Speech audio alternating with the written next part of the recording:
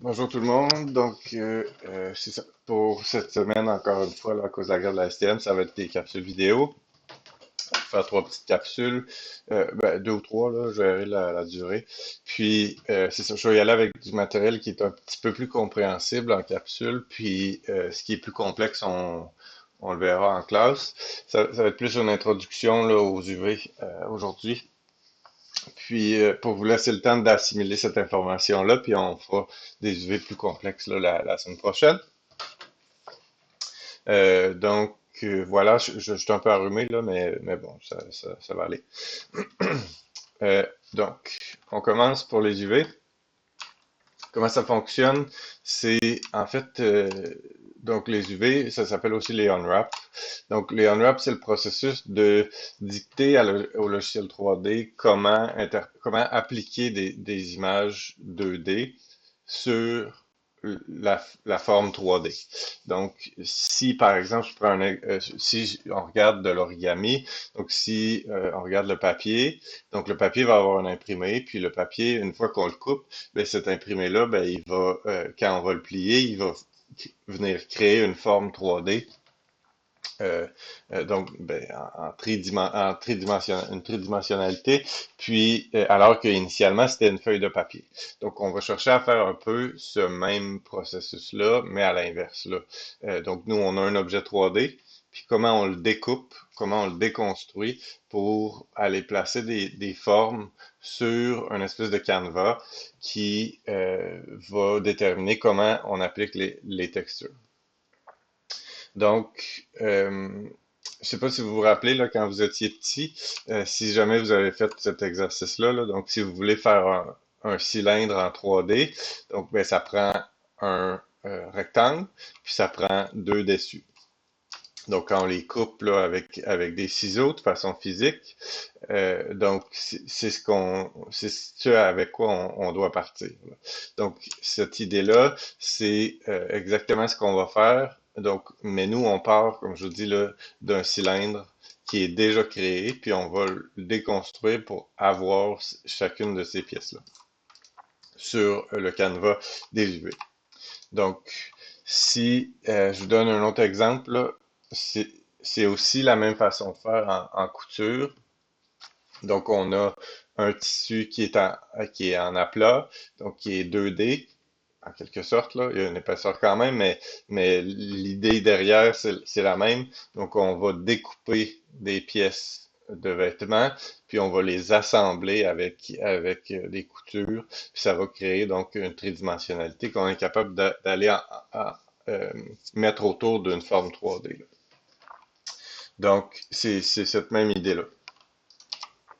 Au niveau de comment y arriver, euh, vous avez le choix soit d'aller par le menu ou soit d'aller en haut à droite. J'utilise l'interface de UV Editing de mon côté.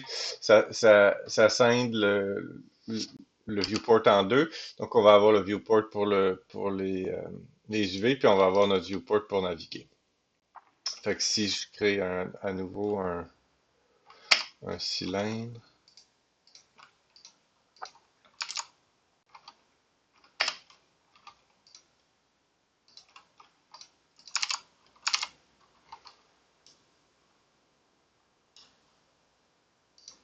bon. Fait que toutes les primitives sont déjà unwrappées, là. Si vous voyez, j'ai juste créé un cylindre, puis il m'a donné tout de suite, là. Donc ça, c'est mon canevas dont je vous parlais. Si vous regardez, là, c'est une grille, mais cette grille-là est constituée de carrés. Donc les carrés, le carré où est-ce qu'il y a le, le gizmo ici, c'est le carré dans lequel doit se trouver toute l'information de mon mesh, là, initialement, techniquement. Donc, si vous regardez, là, c'est ça. Donc, il y a trois pièces qui sont déjà taillées pour nous, c'est déjà fait. Par contre, si j'active en haut là, le damier pour voir comment la texture est projetée sur l'objet, ben, ça stretch là, dans l'idée où le V, si on regarde ici, ben, le V, ces pixels ont l'air de ça dans la vraie vie, mais sur l'objet, ben, le V est complètement étendu là. Donc, notre travail à nous comme artistes 3D, c'est de guider le logiciel à savoir comment changer donc cette visualisation-là qui se produit sur le mesh. Cet outil-là, là, donc avec le petit damier, c'est vraiment l'outil qui vous permet, ultime, là, en quelque sorte, qui vous permet de déterminer si les UV sont bons sur un objet. La raison pour laquelle c'est là de base, c'est que ça sert pour troubleshooter, là, en quelque sorte, là, les problématiques justement d'UV sur un modèle. Donc, si vous regardez ici, on sait qu'un damier, ce sont des carrés là, qui constituent un damier. Fait que si on regarde sur le dessus, le damier est beau, mais si on regarde sur le côté, ben, le damier est complètement là, étiré. Donc, je vais le faire à la mitaine là, cette fois-ci, mais juste pour vous montrer, c'est les mêmes contrôles que la navigation dans le viewport. Fait que c'est si on veut sélectionner des edges, on peut sélectionner des edges. Si on veut sélectionner des faces, on peut sélectionner des faces, des vertex, ainsi de suite. Dans le menu d'UV, en haut à droite, là, il y a chacune des options. Fait que face ici, edge ici, vertex ici. Puis ensuite de ça, il y a les UV Islands. Donc, UV Islands, c'est euh, donc une partie de. Tu sais, tantôt, je parlais de la couture. Donc, c'est comme si c'était une pièce qui était détachée. Donc, si par exemple, ça c'est le col, ben, ça va sélectionner les polygones qui constituent quelque chose qui est attaché ensemble. Donc, dans ce cas-ci, c'est le dessus du cylindre. Si je clique sur celui-là, donc ça va sélectionner tous les polygones qui sont donc sur ce UV Island-là. Donc, le UV Island, c'est un regroupement de polygones ou de primitives, ou de parties constitutives, là, soit les vertex, les edges ou les faces. Donc, dans le cas où je vous ai donné tantôt, on voit ça stretch. Donc, qu'est-ce qu'on doit faire? Ben, on doit aller glisser donc le slider pour le scale pour aller retrouver donc des carrés. Fait que jusqu'à temps qu'on a des carrés. Fait que là, maintenant, vous voyez que la projection de la texture 2D se fait proprement dans l'espace 3D. Donc maintenant, une, euh, on a une visualisation qui permet, sans déformation de la texture, euh, de s'appliquer sur le cylindre. Donc, pourquoi on fait ça? Ben parce que, bien évidemment, on a des objets 3D, puis si on veut qu'ils soient capables d'être travaillables, donc ben, il faut passer par cette étape-là parce que sinon, ben, comme vous le voyez, là, vous avez vu que ça stretchait tantôt, donc la texture était étirée, mais je peux vous montrer un exemple un peu chaotique où quand on se fie pas quand on est en train de modéliser, lui, il fait le calcul des UV, mais si vous regardez automatiquement, là, ça se fait sans qu'on s'en rende compte. Mais si vous regardez, les UV sont un peu all over the place, là, sont un peu il n'y a aucune consistance, là. Il y a une répétition de la case entière sur certaines faces. Donc, si je mets une image là-dessus, fait que si je mets, par exemple,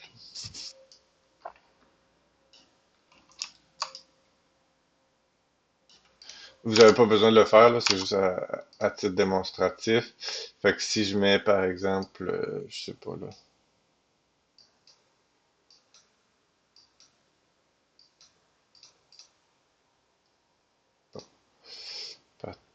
patterns, mettons, je mets ça ici.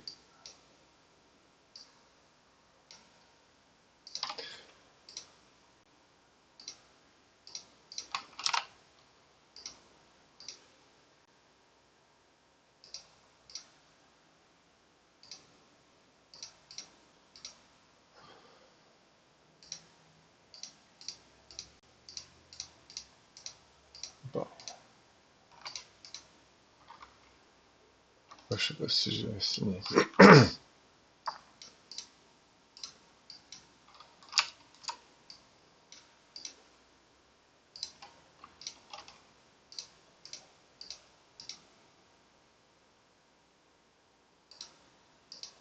Ah bon, je l'ai. Excusez. Donc, si on regarde là, tu sais, c'est ça, au niveau de l'application de la texture, si on regarde la texture elle-même, ben, on voit clairement là, que la façon que la texture est appliquée sur le modèle n'a aucun sens, là. Donc, c'est pour ça qu'on va aller rectifier ça. Donc, je reviens à mon exemple de tantôt. Je vais effacer mon modèle. Donc,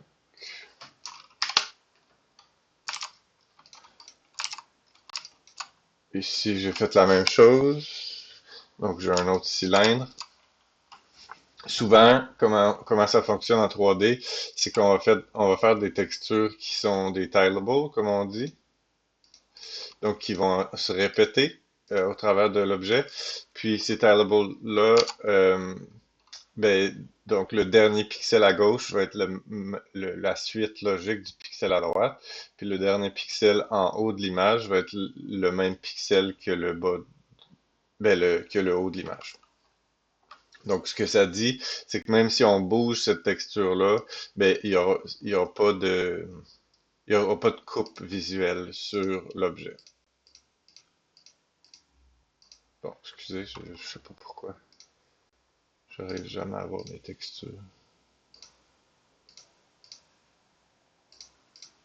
Bon, bon, je l'ai. Excusez. Bon. Fait que ici, j'ai mis une texture avec des petits plus. Fait que l'exemple que je veux vous donner, c'est que là, j'ai une texture qui se répète, donc de façon euh, parfaite, là, dans le sens qu'on n'est pas capable de dire, si j'enlève ma coupe, on n'est pas capable de dire visuellement la coupe a eu lieu à quel endroit dans mes UV. Par contre, donc c'est de dire que c'est ça, le dernier pixel d'ici correspond à le premier pixel ici. Par contre, je vais vous donner l'exemple, si jamais je réduis la taille de ça, ben là, ils sont plus alignés, là. Donc, donc on voit définitivement donc, la problématique de répétition. Donc, sur mon objet, si je regarde, ben, on voit qu'il n'y a rien qui est aligné. Fait que si je prends le même exemple que tantôt, puis que je mets la texture funky, là.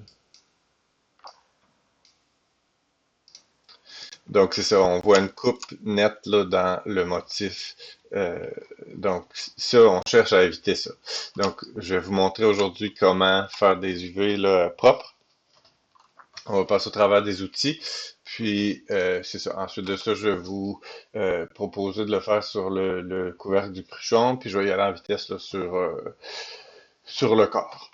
Donc, maintenant, les outils.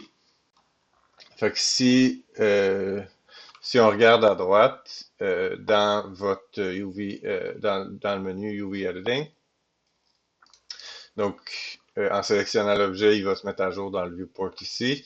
Donc en haut, dans Create, c'est des,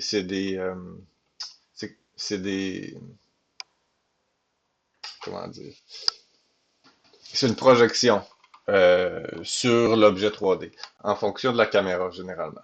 Fait que si je prends les polygones ici, puis je fais planar, donc il va me faire une projection en fonction de la caméra, mais il l'a fait en fonction du haut. Donc c'est à partir du dessus de l'image, de l'objet, du monde. Donc ce qui se passe, c'est que là, il prend le dernier pixel ici, puis il l'étire jusqu'en bas parce que donc la projection a été faite d'en haut. Donc il voit pas donc c'est exactement la même chose que si j'avais placé une feuille, puis j'avais découpé cet objet-là, puis ben je vois pas les côtés, donc les côtés sont pas découpés de façon convenable. Donc ça c'est des bases pour commencer le travail. Donc planar c'est très utile pour détacher par exemple une forme. Cylindrical, ben, c'est exactement ce qu'on veut ici. Fait que là, il y a un petit bobo. Si vous faites Shift Left Click, donc le bouton de gauche, sur chacun des boutons, là, il va vous ouvrir comme le petit carré dans Maya quand vous faites par exemple une opération. Fait que si je regarde ici, le petit carré qui est ici, là. Donc c'est comme une espèce de menu contextuel. Donc si on fait Shift puis on left click sur les boutons ici, ça va ouvrir le menu contextuel. Donc, ça c'est bon. Des fois, on peut déterminer, donc je vous disais tantôt, le planer, donc je l'ai fait de haut. Comment je fais pour changer, pour que ma caméra le fasse d'un autre angle? Donc Shift, left click, puis je peux faire, donc à la place de en Z, je peux le faire par exemple en X. Donc sa projection de la texture, ben, se fait maintenant dans cet angle-là. Donc il projette la texture de façon en aplat, là. Mais donc, il y a du stretching où est-ce que il y a les vertex qu'on voyait pas là, de cet angle de caméra-là. Donc, Planer, c'est vraiment utile pour si par exemple, bon, pour les UV, une chose qu'on fait, comme je vous ai dit, c'est de découper, donc chacune des pièces. Donc, si je prends, par exemple, mon edge loop à l'entour du cylindre, je peux aller dans Cut and Sew, faire un cut ici. Donc, il y a eu un petit feedback visuel. Ce que ça a fait, c'est que ça a découpé donc la, l'arête du cylindre ici pour faire que cette pièce-là soit détachée du reste du cylindre. Donc, si je sélectionne maintenant mon UV Island du dessus, vous voyez, il a sélectionné juste ça ici. Alors que si je clique sur le reste, ben, tout est encore sur le même UV Island. Donc, il faudrait découper, par exemple, mon edge loop ici. Donc, ici, j'ai le dessus pour vous montrer planer. Donc, là, je vais le remettre dans son axe original. Euh, Oups, comme ça. Fait que maintenant, en Y, il fait la projection à partir du dessus. Donc là, je sais que il a mis à jour ma forme ici. Donc, il a fait en sorte que ben, l'information est aplatie sur cette face-là. Qu'est-ce qui se passe, c'est que là, c'est très simple, là, dans l'idée où la face, on sait qu'elle est plate, donc c'est sûr qu'il n'y aura pas de déformation, mais des fois, si je mets par exemple un bevel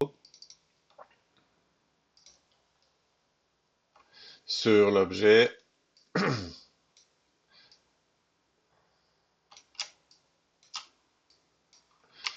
donc la coupe a eu lieu ici. Si on avait à faire la coupe ici, par exemple,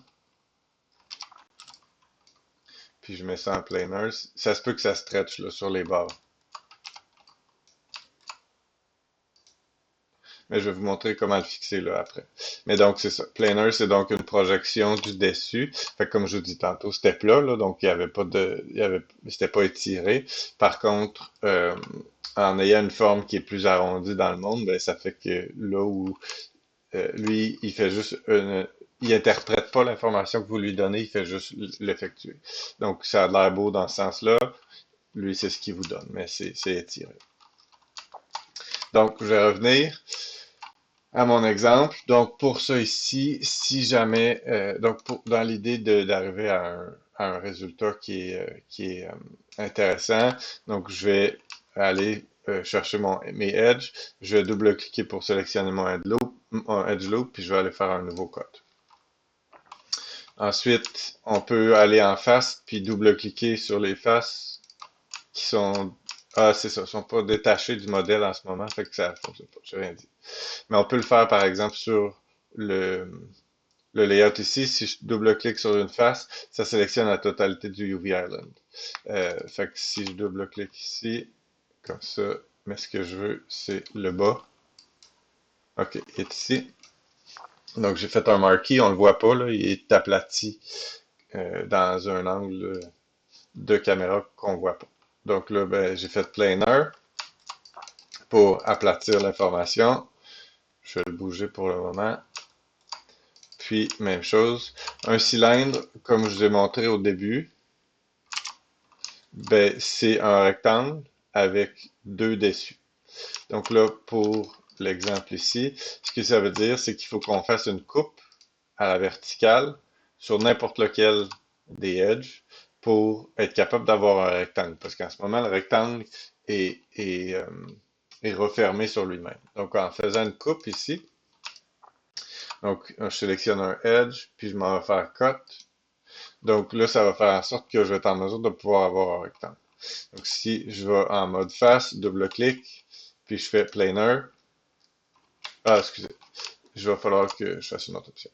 Donc, je vais vous montrer maintenant le unwrap, unfold. Je reviens au même. Donc, unfold, ce qu'il fait, c'est qu'il va prendre l'information, puis il va détendre jusqu'à temps que les faces soient pas stretchées. Donc, jusqu'à temps que les faces soient pas euh, euh, étirées. Par contre, si j'avais pas fait ma coupe ici, là, si je recommence, donc planer, puis que je fais un unfold sans qu'il y ait une coupe, ben, il essaye d'étirer les faces, mais il n'arrive pas à un résultat pour la planir parce que toutes les faces sont soudées ensemble. C'est pour ça qu'il faut le guider. Donc, par exemple, à sélectionner un edge, on va aller le couper. Donc, dans Cut and Sew, Cut, ici, on va sélectionner la totalité des faces, puis ensuite de ça, on va faire un unfold pour, donc, s'assurer qu'il n'y ait pas de stretching sur l'information. Ici, on le voit, là, c'est toujours en temps réel de si le morceau est en diagonale, ben, le résultat final va être en diagonale aussi.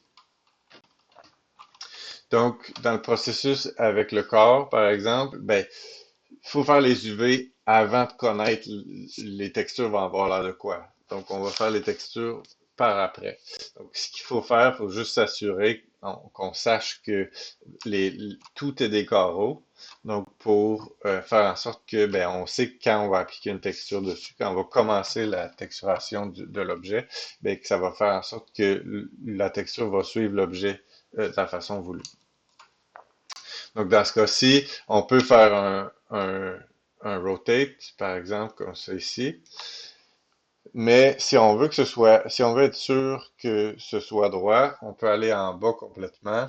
Il y a un bouton Orient Shells. Puis là, il va aller redresser la pièce. Vous avez vu? Fait que si je fais CTRL Z, je vais enlever ça ici. Fait que si je fais un Orient Shell, ben, il m'a redressé la pièce ici. Donc là, maintenant, on a trois pièces. On a le dessus, le côté, puis le dessous. Le dessous, par exemple, si vous regardez ici, là, on a un indicatif que c'est rouge. Donc, ce que ça veut dire quand la géométrie est rouge, c'est que les UV sont inversés. Quand, quand on fait un mesh, par exemple,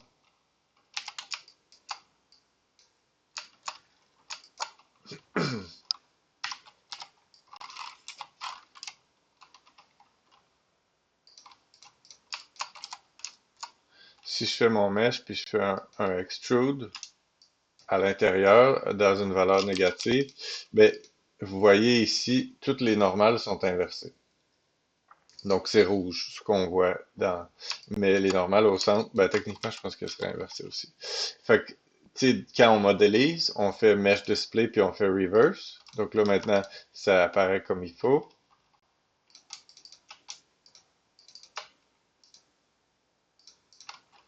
Bon.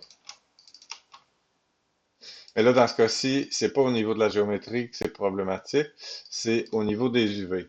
Fait que là, bon, j'essaie d'aller vite, là, mais je vais vous montrer ici. Fait que quand on fait un unwrap, donc le unfold, quand on fait ce bouton-là, il va remettre la face dans son orientation originale. Donc, vous voyez, elle était rouge d'abord, puis donc, en faisant unfold, automatiquement, il flippe la face de côté pour s'assurer que ce soit le bon côté.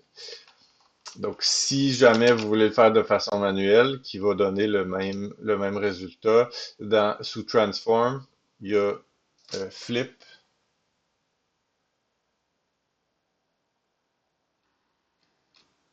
Il y a quand même beaucoup d'options, là. Mais Flip en U ici. Donc, en cliquant sur Flip, ça renverse là, la face, le côté. Donc, fait que voilà. Fait que l'idée, c'est vraiment d'aller chercher un peu comme euh, un peu comme en modélisation, en quelque sorte, une espèce de d'aller chercher des primitives, des formes qui sont en géométrie compréhensibles. Fait qu'ici, on a un rectangle, puis ici, on a deux cercles. Fait que de cette façon-là, on sait qu'il n'y aura pas de déformation. Comme je vous ai dit tantôt, par exemple, c'est juste le carré du centre, là. Il faut que tout soit sur le carré du centre. Donc, je vais vous montrer. On va sélectionner la totalité des faces ou avec les UV Islands, on peut sélectionner tous les UV Islands. Puis, on va faire Layout pour que le logiciel les place à l'intérieur de ce carré-là. Donc, ce que ça fait aussi, je vais vous montrer un exemple. Si je remets les textures,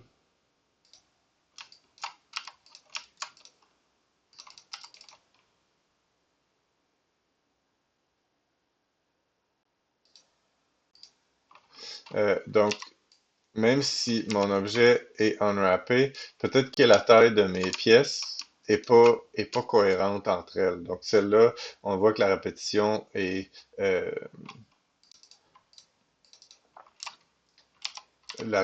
normale, mettons, là. Mais tu sais, ça se peut que, c'est ça, selon la taille des pièces, ben, ça va affecter la répétition. Donc, on veut que cette répétition-là, donc que les petits carrés, là, soient tous de la même taille entre le haut, le milieu, puis le bas. Donc, pour cette raison-là, on sélectionne toute notre géométrie, puis on s'en va cliquer sur Layout. Il va nous mettre tout à la même échelle. Donc, si on regarde maintenant, les carrés vont être de la même taille que ce soit ici, ici ou sur le dessus.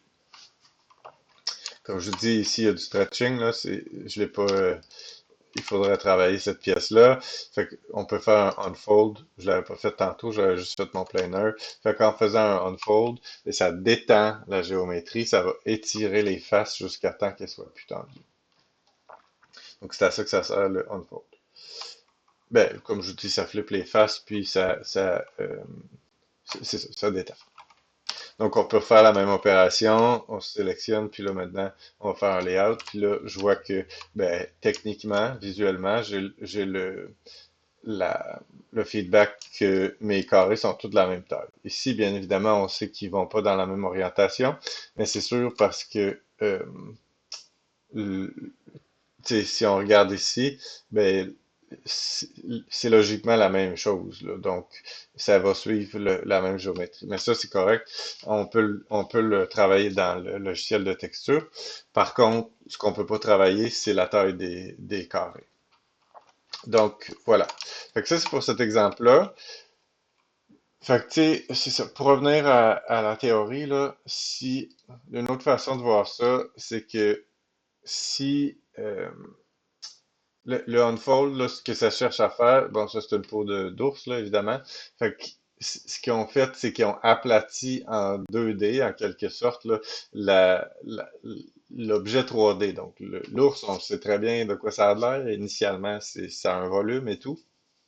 Mais donc, ce qu'ils ont fait, c'est qu'ils ont redressé la totalité des membres, la totalité pour que ça devienne aplati. Donc, si on regarde le pipeline 3D pour un visage. Oups, je pensais que c'était une image. Pour un visage, par exemple, ben, c'est la même chose. Donc, euh, bon, décidément, c'est pas une bonne image. Bon,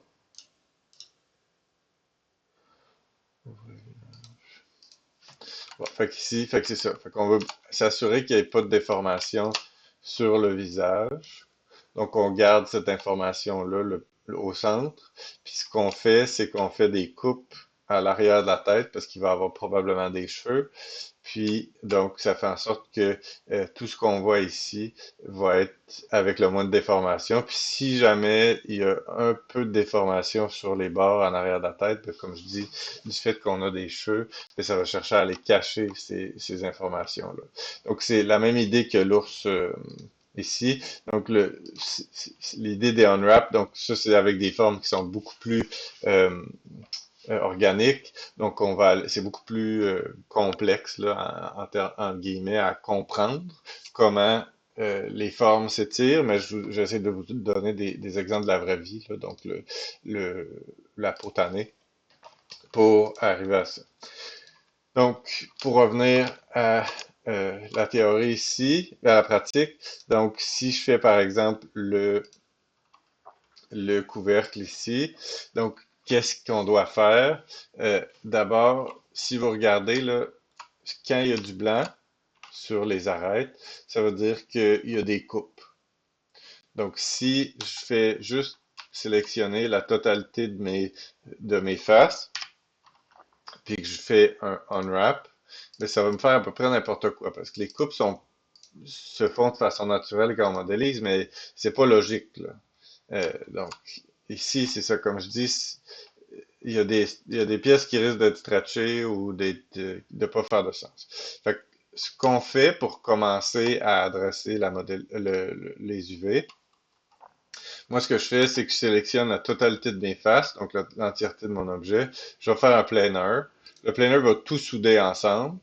Puis après ça, je déconstruis. Donc, c'est un peu comme dans la vraie vie. On veut qu'il y ait des coupes là où, dans la vraie vie, il y en aurait.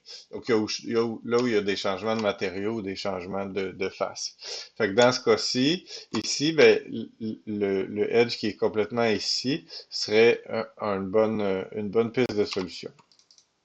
Donc, si je double-clique ici, je m'en vais dans Cut and Sew, je vais faire Cut, puis je vais double-cliquer sur ma face ici, juste pour la tasser, pour voir ce que je fais.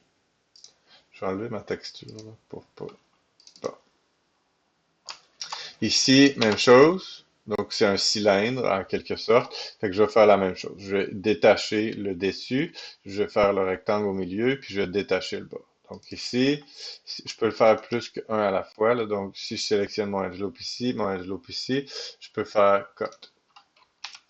Donc, ensuite, là, étant donné que c'est uniforme, là, la forme ici, je peux juste aller sélectionner n'importe lequel des edges pour aller créer mon rectangle. Donc, par exemple, si je coupe ici, donc je vais pouvoir, fait que je vais aller chercher mon UV Island ici. Vous voyez, là, c'était parce que j'ai fait un planer, il a tout écrasé, mais au moins tout est fusionné. Fait que il n'y a plus de ligne blanche nulle part à part les coupes que moi-même j'ai fait là. Donc, il y en a une ici, il y en a une ici, il y en a une ici, une ici. Donc, je vais aller faire un unfold. Puis là, ben, ça m'a donné donc une intention de rectangle, là. Encore une fois, plus puis moins si on veut grossir ou rapetisser le gizmo ici. Donc, il y a aussi Optimize qui va chercher à redresser, à travailler différemment du Unfold, là, mais qui va donner, des fois ça va être une méthode qui va être euh, favorisée, là, mais ça se ressemble les deux. Euh, je vais revenir sur comment arriver à un rectangle ici par la suite. Donc, mon dessus, je vais aller le sélectionner, mon dessus ici. Techniquement, si je regarde le petit quadrillé, ça devrait être assez beau dès le départ, mais je vais faire un unfold. Donc ça ici, parfait. Maintenant, je vais faire la même chose ici. Donc, il y a un changement entre le edge ici, puis ça ici. Donc, je vais aller faire un cut, puis je vais faire un unfold ici. Donc, la face du dessous, étant donné que c'est un cercle, c'est la plus simple. Oui, dans l'espace, c'est plus approfondi, mais il n'y aura pas de stretching là-dessus. Donc, j'ai juste fait un unfold. Donc, ça permet aux faces d'être étirées proprement. Puis, donc, il me reste juste la face ici, sur le dessus. Par contre, par expérience, là, si je fais un unfold là-dessus, ici, il va y avoir du stretching quand même. Donc, je vais probablement être obligé de faire une coupe, par exemple, ici, pour éviter cette situation. Fait que vous voyez, j'ai fait un unfold, c'est ça. Donc, le fait de vouloir redresser, par exemple, ces UV-là ici, oups, excusez, ceux-là ici, euh, c'est trop exigeant. Donc, on demande une opération pour avoir des rectangles qui est trop, qui est pas assez cohérente. Fait que ce qu'on va faire, c'est que c'est ça. Je vais double-cliquer ici. Parce que même si, tu sais, techniquement, je pourrais prendre mon edge loop, puis je pourrais essayer de le bouger, par exemple, pour essayer d'aller euh, tricher, là, donc mes UV, mais vous voyez, la déformation est encore plus grande. Donc, ce que je veux faire ici, donc ça va être un nouveau cut, puis là, je vais le traiter comme un rectangle, parce que, pas comme un cylindre, parce que j'ai une coupe en haut, j'ai une coupe en bas. Donc, je vais aller me faire une coupe à la verticale. Idéalement, on y va avec la logique. Si j'ai une coupe ici, je vais juste continuer une coupe ici. Donc, Shift, double-clic. Je fais Cut. Puis, je vais aller chercher mon UV Island pour faire Unfold. Là, vous allez voir, je vais avoir beaucoup plus des carrés là, que ce que j'avais avant. Là, c'est pas parfait, mais on va s'assurer que ça le devient. Donc, si je sélectionne toutes les pièces pour avoir le même ratio, donc layout, donc maintenant, j'ai tout est à la même grosseur pour les faces. Par contre, c'est ça. En 3D, on veut toujours que ce soit le plus facile possible là, pour ce qui est de la façon d'appliquer les textures. Si c'est courbe comme ça, puis que je veux faire qu'un motif qui se répète, qui est linéaire, par exemple, fait que j'ai une ligne, ça va être beaucoup plus compliqué de faire suivre la ligne sur cette face-là. Donc, ce qu'on va faire, c'est qu'on va plutôt la forcer à devenir un rectangle. Parce qu'aussi, ça, c'est le travail de, du logiciel informatique qui a donné cette forme-là, mais on sait pertinemment dans la vraie vie que si on prenait cette pièce-là puis on l'avait découpée, ça aurait donné un rectangle de toute façon. Donc, ce qu'on peut faire, on peut faire Straighten UVs. Donc, Straighten UVs qui va redresser les UV. Donc, vous voyez, maintenant, ça a fait un rectangle. Ça se peut que ce soit pas parfait, mais le petit peu qui va stretcher, ça risque d'être vraiment mieux que si on l'avait laissé dans sa forme initiale. Donc, l'idée, c'est un peu de s'assurer que, ici, on regarde la géométrie, ici, j'ai un rectangle, puis en bas, j'ai une espèce de rectangle plus, plus mince. Si je regarde sur mes UV ici, j'ai cette idée-là, où le rectangle qui est à gauche est beaucoup plus grand que le rectangle qui est à droite. Mais je peux quand même le tricher parce que je trouve qu'en bas, il est un petit peu plus haut. En tout cas, pas besoin de faire ça là, pour le début, là. En autant que vous ayez des corps. Fait que ensuite, c'est ça. Je peux toujours le scaler en X pour m'assurer que ce soit plus des carrés que des rectangles là, dans le motif ici. Fait que voilà. Fait que maintenant, c'est plus des carrés. Je peux encore... OK. Puis, même chose avec celui-là. On va faire un straighten UVs pour aller... Bon, des fois, c'est ça. Ça fait des résultats parce qu'ici, on lui demande trop... c'est trop poussé. Donc, je vais vous montrer un autre outil de sélection. Fait que c'est comme des edges. Ici, si je sélectionne, pas des edges, mais des vertex. Si je sélectionne ça ici, ça sélectionne des edges. Ouais, des vertex. Par contre, la différence entre celui-là et celui-là, c'est que le vertex de d'habitude, si je sélectionne mes vertex ici, ben, ça sélectionne aussi les vertex qui touchent à ces vertex-là. Donc, ça va sélectionner dans la forme, là, si on regarde, cette forme-là est enroulée autour de la forme d'un cylindre. Donc, si je veux faire un scale, par exemple, ben, ça va affecter toutes les choses dans le modèle qui touchent à ces points-là. Donc, c'est pas ce qu'on veut. Donc, on veut que ce soit indépendant des autres points. Donc, on veut juste travailler sur les UV et non pas sur la géométrie. Ben, et non pas sur dans ce viewport-là ici. Donc, si je reprends ma sélection ici, puis je fais un scale en X, donc là, ça va redresser la totalité de mes points. voyez? Fait que là, j'ai redressé mes points, mais de l'autre côté, ils sont pas touchés. Donc, je vais juste un peu le guider pour créer l'intention du rectangle d'abord. Puis là, maintenant, une fois qu'on est rendu à l'intérieur, on peut faire des edges, puis juste redresser comme ça. C'est ça. L'idée, c'est de le guider pour que quand je vais faire mon opération de straighten, qu'il reconnaisse que c'est un rectangle. Donc, je vais faire encore l'outil de sélection. Ça fonctionne comme en modeling. Si je fais Shift puis double-clic le dernier edge sur le dernier vertex sur un edge loop, ben, ça sélectionne tout ce qui est entre les deux. Donc, ici, clic premier, Shift dernier, double-clic. Ici, scale Y. Fait que, tu sais, là, je fais beaucoup de travail pour pour le guider, là, mais je suis pas obligé d'aller aussi loin. Mais au moins, vous allez comprendre que ça se fait à la mitaine aussi. Parce qu'avant qu'il y ait ces outils-là, il fallait le faire à la mitaine. Bon.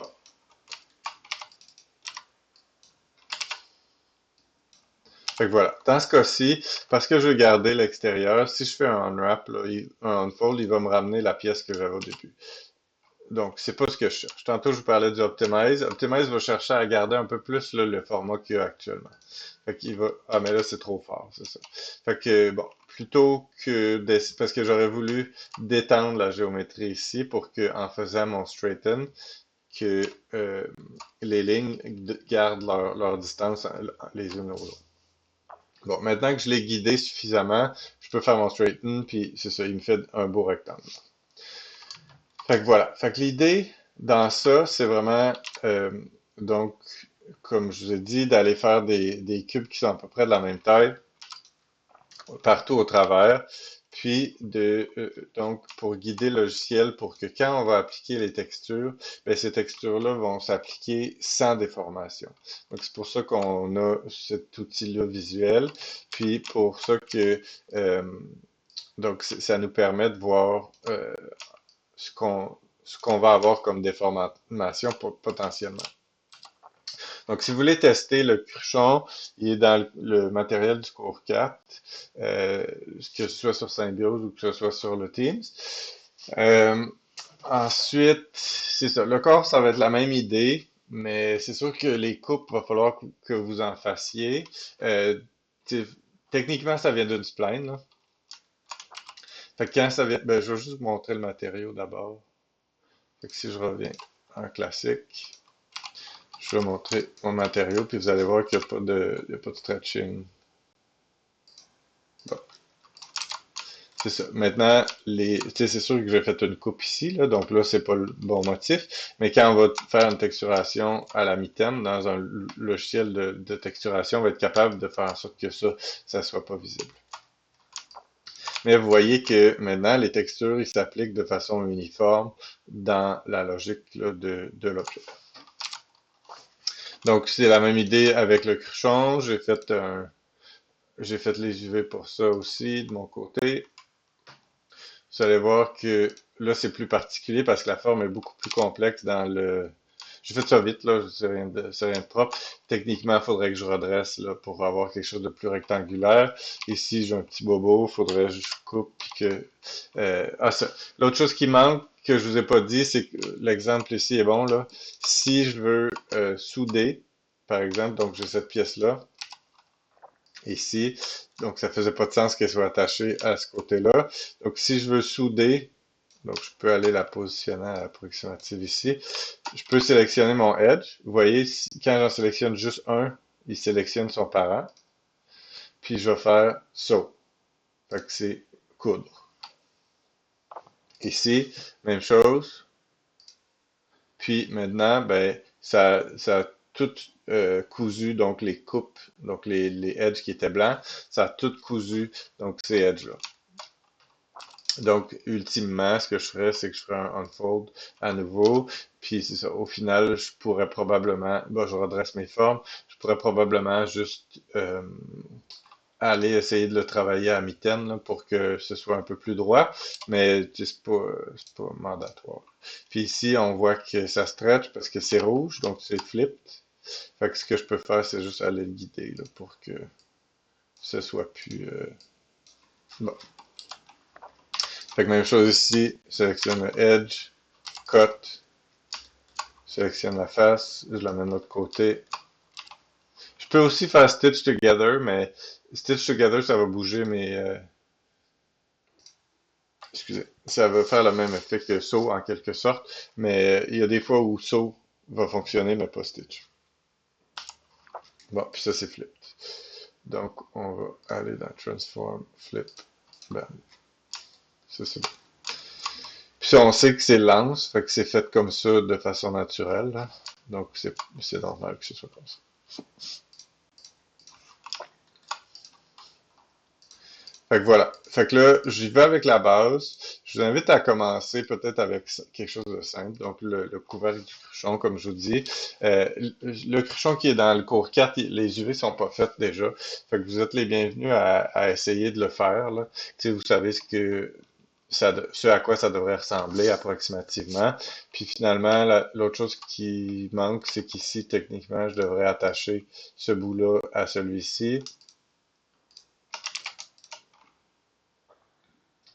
Stitch. Bon, puis continuer comme ça là, pour avoir le tour qui est attaché ensemble. Ah, bon, ça c'est le bord ici. Ah, puis ça c'est le bord ici. Ça fait que c'est juste ceux-là.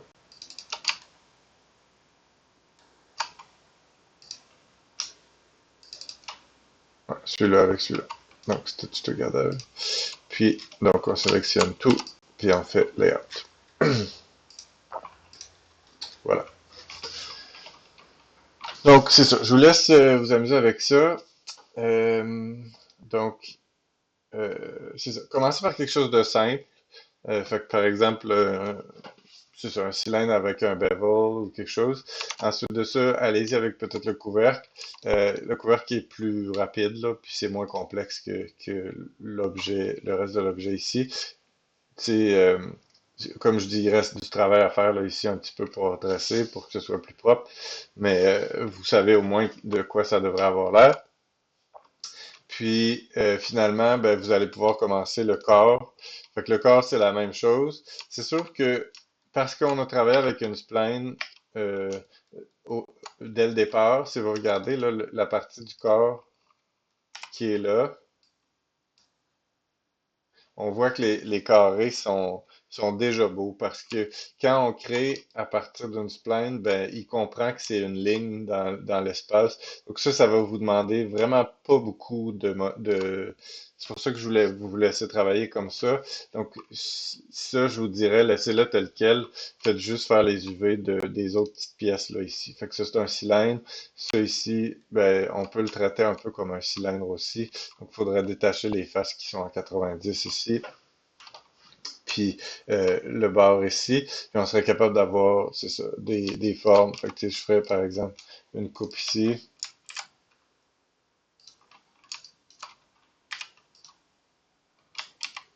Fait que, tu sais, comme dans la vraie vie, je sais pas. Ici, create, je vais me faire planer pour enlever toutes les coupes qu'il y avait déjà sur l'objet. Fait que je vais aller par exemple faire une coupe comme ça. Donc, faire un cut. Puis c'est ça, ultimement, quand je vais faire mon unfold, là, c'est sûr que tout est attaché encore, là, mais...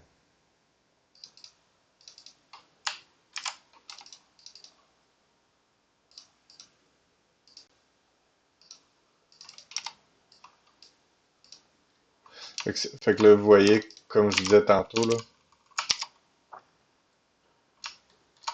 euh, quand toutes les pièces restent attachées ensemble, le unfold n'est pas capable de travailler de façon convenable. Donc, je vais continuer de couper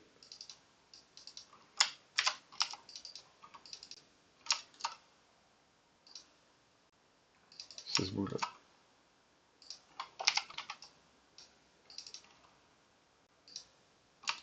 Fait que voilà. Donc, c'est ça. Fait qu'au final, quand on va regarder cette partie-là, ben, ça va faire des petits carrés qui sont. Tu sais, c'est sûr qu'il y a un peu de déformation parce que la forme est complexe, là, mais ça ne pourra pas être parfait, là, jamais. Fait que, ben, à moins qu'on le sépare en 190 pièces, mais plus il y a de coupes, comme celle-là ici, puis plus ça va être dur à tricher après dans le logiciel de 3D. Fait que ça, à mon sens, c'est suffisant, là. C'est sûr qu'il va y avoir un peu de déformation vu la complexité de l'objet. On pourrait toujours en faire une en haut puis en bas, mais comme je vous dis, pour essayer de détendre le plus possible, d'enlever de la tension là où il y a les edges. Mais comme je dis, il va toujours y en avoir un peu, là. Donc, vous voyez, mais au moins, là, les carrés sont beaucoup plus beaux en dessous parce qu'on a fait une coupe de plus, ça a détendu la pièce, là. Mais c'est ça. Fait que bref. Fait que allez-y ensuite avec quelque chose de plus complexe, mais c'est ça. Donc, au moins, là, la majorité du corps devrait déjà, les UV devraient être beaux étant donné que vous avez suivi le spline. Donc voilà, fait qu'on se voit tantôt. Puis je vais faire un autre petit vidéo en vitesse sur. Je pense que je vais faire les, euh, les tissus. En tout cas, je vais voir. Donc à tantôt.